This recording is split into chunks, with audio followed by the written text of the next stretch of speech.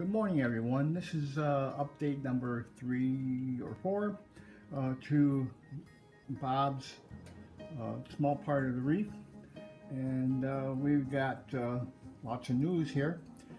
First off, we added more fish. We now have not only 2 clowns, we have a scooter Blenny. He's right there in the background underneath the seaweed. Sorry about that. Gotta think about some things. We got scooter Blenny. We have a yellow goby, and then we've got 5 Chromis and 3 pajama cardinal fish in the tank, along with frags that are up on the top left, and the anemone that keeps on moving backwards. It seems like I don't know what to do with him. He's moved from the bottom rock on the left, you can barely see him in the rocks, to the top rock, and now he's underneath the rock. So he's been moving around, and he's been doing good. He's been eating, but I just don't know.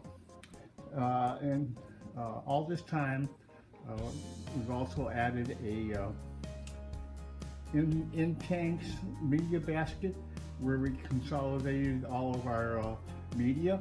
We've added more biobacteria media, or bio media, and then we've added some purigen and some carbon and polyfilters to help with whatever the problem was. We've added more snails and more hermit crabs, red leg and blue leg crabs, and they seem to be doing fantastic. We lost 1 hermit crab and 1 snail that I know of since 3 weeks ago.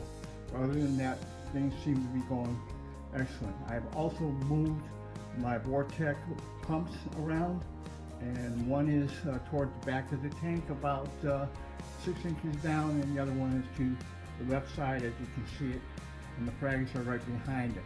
I think they need more light, but we shall see. I don't think they're doing too great either, although all parameters again are fantastic.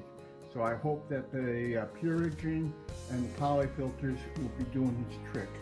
The skimmer is coming along fantastic.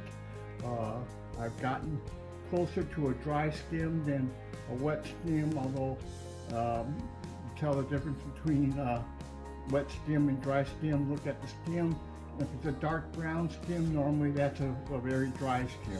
If it's a dark green or a light green, then your skim is very, very wet.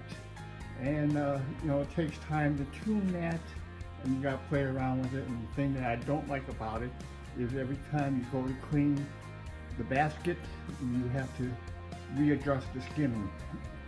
But that's the way it goes. Other than that, we also have added more rock, which I think is looking good. Coralline is coming in fantastic, and overall I like the look of it, and we're going to keep it this way. So anyway, that's the update. We added some balling method additives to the tank, and we are now dosing 1 milliliter of it a day, and we'll see how that affects everything. We just started that 3 days ago, and yesterday's test, which I used the Red Sea test kits for both my ammonia, pH, nitrates, and I also use the Niles test kit for nitrates. I want to get those nitrates down as low as possible, and so the Niles is a much better test than the Red Sea, as it goes down a little bit more than the Red Sea kit as far as the amount of nitrates in the kit, or correction, in the test. And other than that, the auto top off is back to working properly. I really do like the tunze top off for the nano tanks.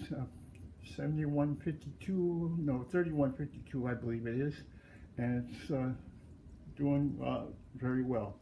At the top right of the tank, you'll see a ring from little fishies for feeding. And surprisingly, the clowns and the Chromis have gotten used to going over there for dinner time. The pajama cardinal fish are still taking their time learning everything, although they say to feed them closer to lights out, and I will try to synchronize that with the feeding of the other fish. But this is an update, and things are looking fantastic, and I can't complain, and although I hope that my frags will turn out better. Anyway, have a great day, and thank you, and please subscribe.